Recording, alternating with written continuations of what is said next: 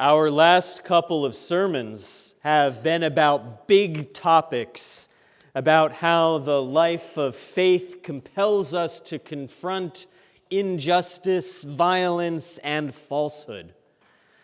Today, I'm going to change gears and tell you a personal story. And I'm aware that we have a bunch of folks in here who I don't know, which is awesome. I'm Adam, and I'm about to share something intensely personal with you who I've never met. But that's great. I'm sharing it with the internet too. Hello.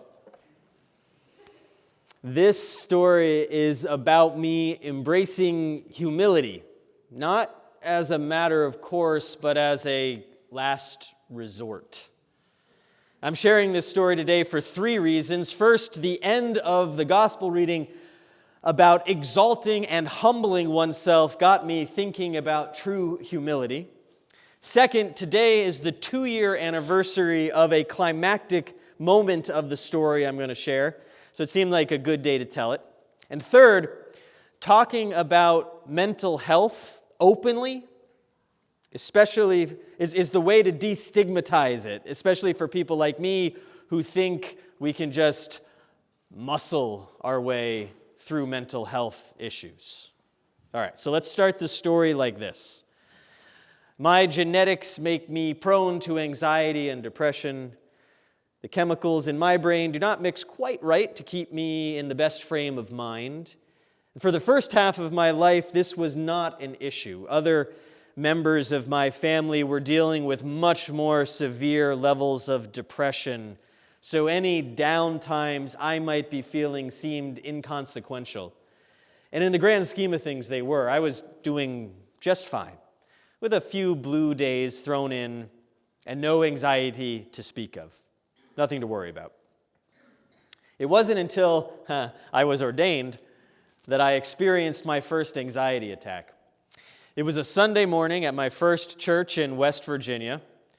I don't remember the details too well, but I do remember locking myself in my tiny office, sitting on the floor with my back to the door and the lights off, and ugly crying to the point of not being able to catch my breath. There was no apparent reason, no specific cause. I did not understand what was happening to me. After about 10 minutes, I was tired enough to calm down. I rubbed the tears from my eyes and got on with the day as best I could. I told no one, and I think today might actually be the first time I've ever spoken about that first attack. After that, I did not have a panic attack again for several years.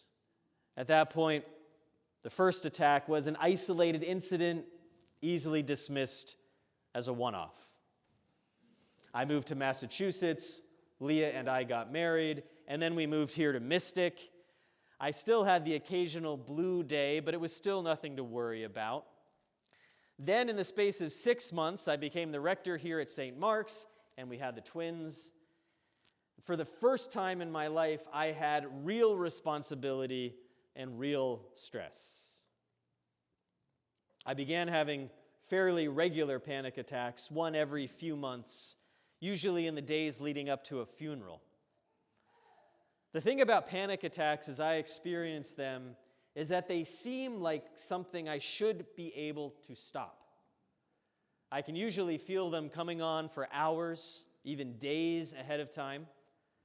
There's a creeping feeling of helplessness or dread that nibbles at the corners of my consciousness.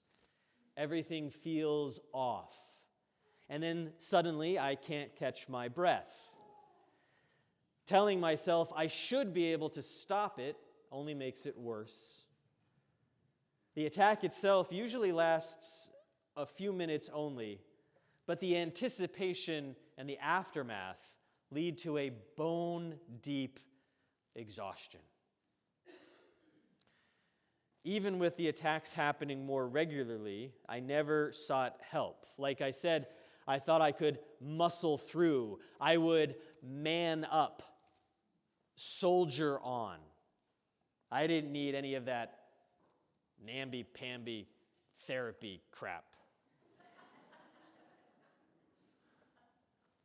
I'm not going to stop there because I'm about to talk about namby-pamby therapy crap and how good it is.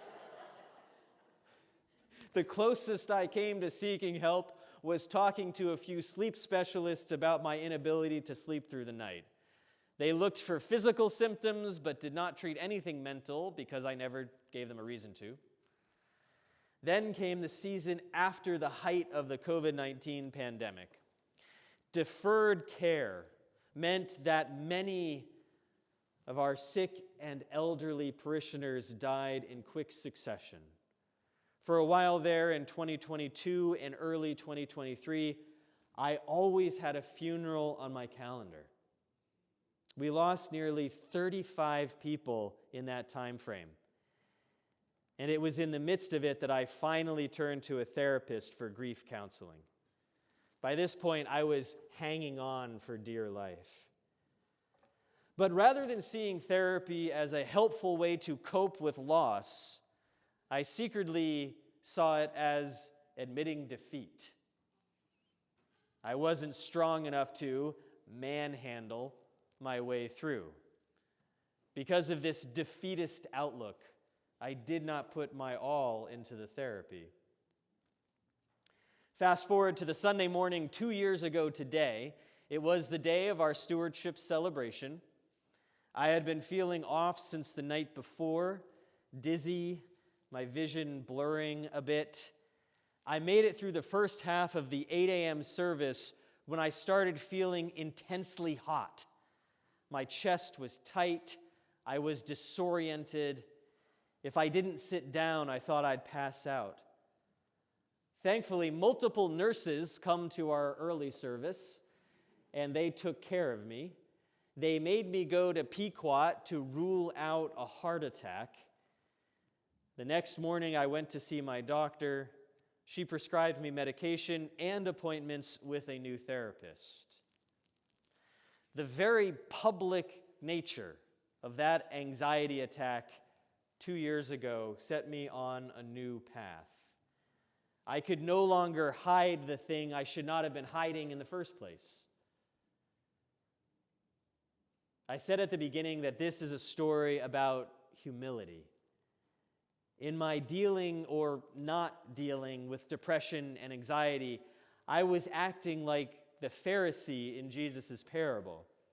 I exalted myself.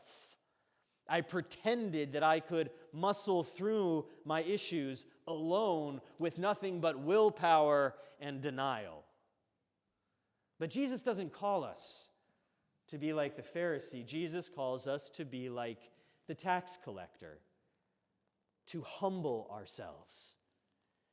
In my situation, embracing humility meant seeking help.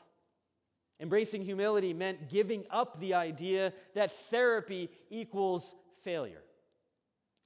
Embracing humility meant recognizing that I wasn't the only one who had ever felt like this, and that there happened to be professionals who could treat me. Humility is the state we find ourselves in when we discover we aren't and never have been alone. I can exalt myself as a self-made man, but this is and always has been an illusion. Finding humility means getting closer to the truth about life, getting closer to the ground, the humus that forms the root of the word. The truth is that all life is interconnected, that even someone who thinks he's going it alone isn't. God calls us into myriad intertwining relationships, specifically so we can learn this fundamental truth. It took me nearly fainting right over there, finally to learn this truth down in the depths of my being. I share this story with you today to help you embrace humility in your life, especially if you resonate with my fruitless desire to man up. This isn't the way to life. The way to life follows God's good road, which we walk down humbly, hand in hand, with one another and with Jesus Christ. Amen.